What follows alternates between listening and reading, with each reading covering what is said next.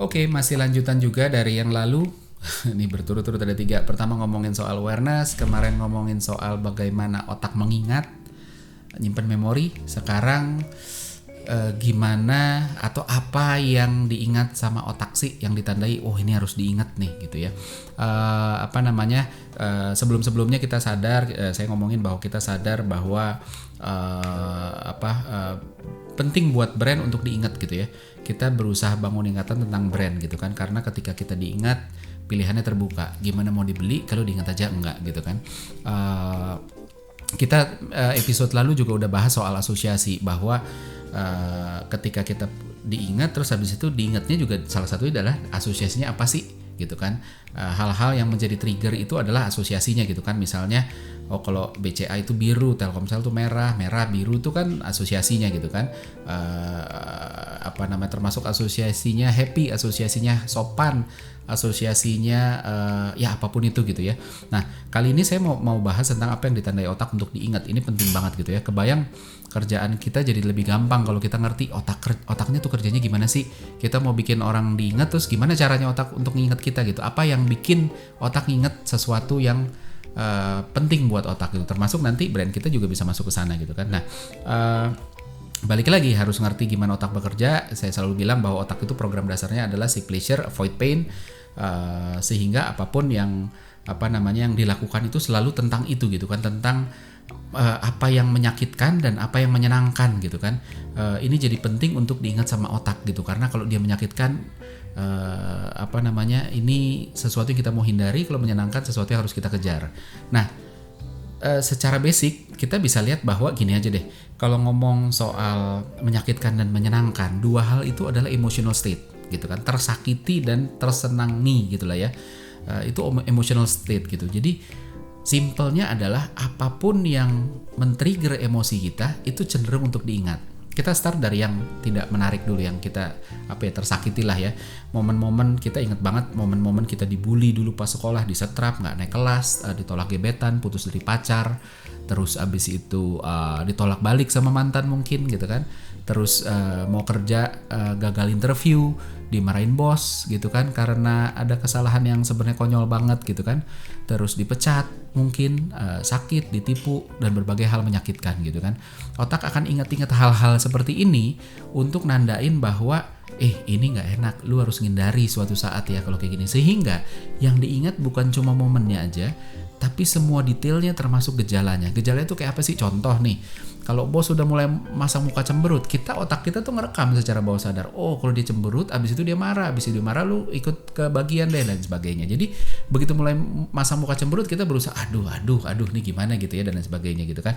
Entah menghindar, entah gimana, siap-siap dan lain sebagainya. Nah, ini diingat supaya kita juga jadi lebih waspada, supaya kita bisa siap-siap ketika gimana sih harus ngerespon ketika itu terjadi. Nah, syukur-syukur bisa menghindar.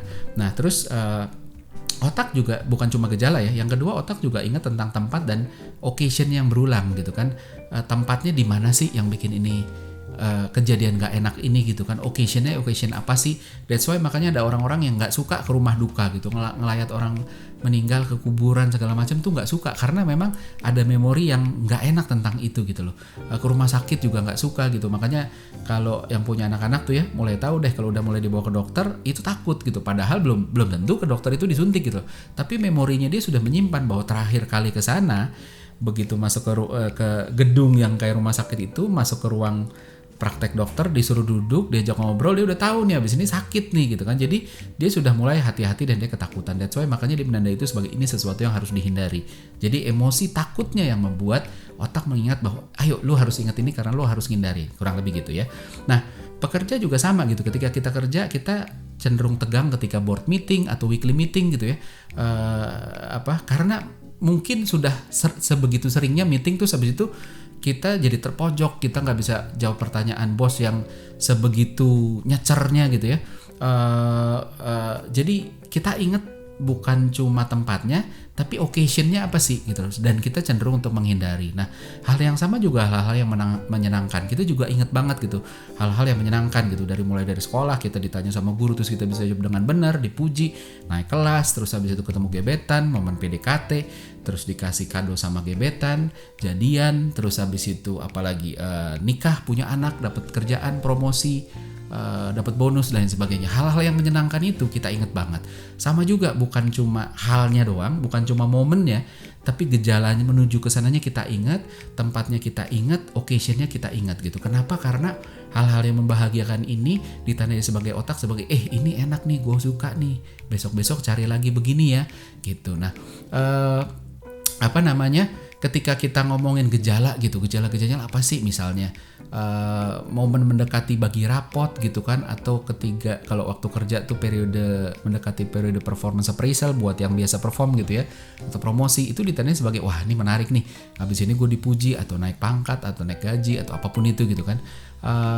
Memori-memori ini juga menyimpan hal-hal sama kayak tadi ya, hal-hal yang tidak menyenangkan itu tempatnya dan occasionnya gitu kan. Tempat kita jadian dulu, tempat kita kencan pertama, tempat kita nikah, tempat rumah sakit atau rumah bersalin, tempat anak pertama atau kedua ketiga lahir gitu kan, dan lain sebagainya gitu kan. Semua ini diingat bukan cuma untuk berjaga-jaga terhadap ketakutan yang tadi itu kalau ketakutan, tapi kalau kesenangan juga untuk berjaga-jaga. Kalau ini ada potensi, ada tanda-tanda mau muncul lagi, kita jangan sampai menghindar. Ini justru harus disamperin. Ini harus kalau perlu dicari. Jadi kita cari-cari, ini aja gejalanya nih, kita belok ke sana gitu kan, kita mendekat ke sana. Jadi kita berusaha mencari, dan bahkan gini, momen happy itu sendiri bukan cuma untuk dicari. Nginget momen happy itu sendiri udah bikin happy gitu ya. Jadi ini juga hal-hal yang membuat kita semakin mau ngingat, karena dengan ngingat itu kita happy, dan kita tujuannya kan memang selalu physical pleasure gitu ya. Jadi arahnya ke sana. Nah, hal-hal kayak gini ini bisa banget dimanfaatin sama brand gitu kan. Kalau kita mau diingat, kita harus menggunakan hal-hal yang memang memicu emosi, baik itu yang menakutkan atau menyenangkan atau menyedihkan atau apapun. Nah, tergantung brandnya mau diingat sebagai apa. Nah, bisa hal-hal yang memang udah tersimpan dan memicu emosi gitu ya. Ya terutama bahagia ya, kita ngomong bahagia. Tapi apapun yang diasosiasikan dengan kebahagiaan, kalau itu kita bisa own, kalau itu bisa gunakan, itu bisa menarik gitu ya.